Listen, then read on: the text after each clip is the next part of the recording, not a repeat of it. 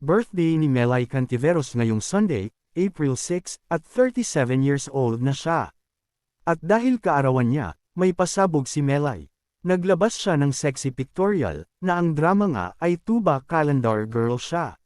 Say sa amin ni Melay, ang manager daw niya ang nakaisip ng pictorial na iyon, pero pina-approve naman daw muna sa mister niyang si Jason Francisco. Pina-approve naman namin kay Jason bago i-shoot. Nag-approve naman si Papang. Sabi niya, joke time naman daw at April Fool's Day. Ang manager ko kasi na si Nina Ferrer ang nakaisip ng concept. At marami nga ang naaliw lalo na sa caption ni Melay na, akala niyo at Bernardo Cat and at Ivana Alawi kayo lang magaling sa ganito na posing.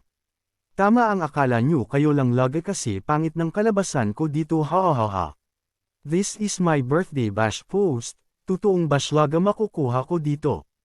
Pero shoutout dyan sa mga kwantay and mga momshi na ready ang tuba at baalina sa bide na may kasamang chismisan pa. The best! Happy B-Day to me, hashtag April Fool's Day them. Hashtag Tuba Chronicles. T.S. Pagbigyan nyo na ako birthday ko naman. Promise di na to mauulit. Nakaka-good vibes nga raw ang post na iyon ni Melay at marami talaga ang natuwa, ha? Chika pa ni Melay, natakot talaga siya noong una dahil sa pictorial na iyon. Natakot nga ako at ni-ready ko sarili ko na mabash kasi ba, hindi na normal, ang ginawa kong pictorial. Naglabas siya ng sexy pictorial, na ang drama nga ay tuba calendar girl siya.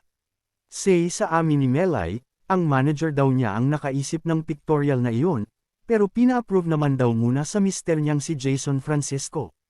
Pina-approve naman namin kay Jason bago i-shoot. Nag-approve naman si Papang. Sabi niya, joke time naman daw at April Fool's Day.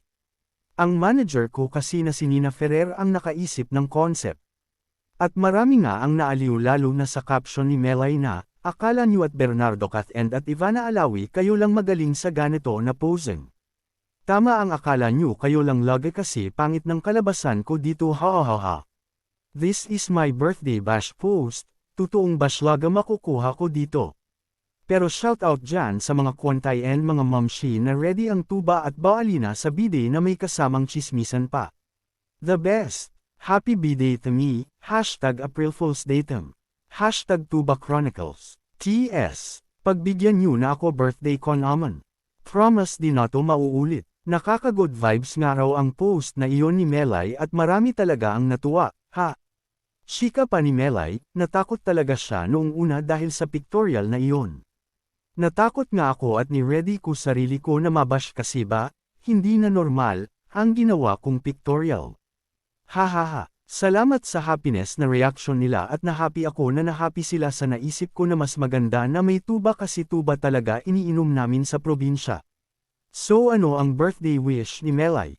Ang birthday wish ko, bigyan sana ako ni Lord ng peace of mind, humility, forgiveness, acceptance, understanding, courage, wisdom, and positive mind sa araw-araw. Pero iba nga talaga si Melay. Bawat ganap niya ay pasabog, ha? Happy birthday, Melay. Nakakatuwa na hindi ka nagbabago at palagi kang mabait at happy lang.